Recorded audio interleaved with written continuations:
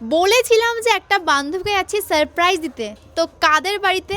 দেখো বাড়িতে কিন্তু চলে এসেছি। এবার দেখি, তোমরাও গেস করো কাদের বাড়িতে এসেছি। এবার আসো দেখি ওদের রিয়াকশানটা কি হয়, ওরা কি জানেও কি না আমি দেখতে চাই। ঠিক আছে, জানি না কোথায়।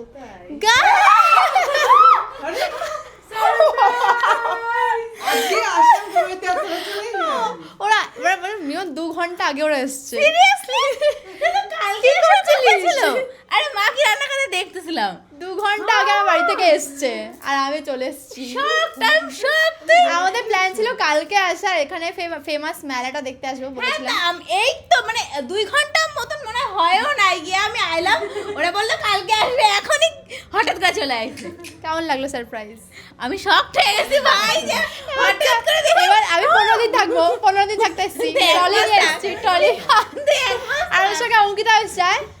ও সব কটা মিলে আসছে। ওরা আমিও এসেছি, এখানে আছি। তোরা দেখতে পাইছিস ভাই যে তুই ক্যামেরা করতেছিস। তো চল এবার জমিয়ে মজা হবে। চল চল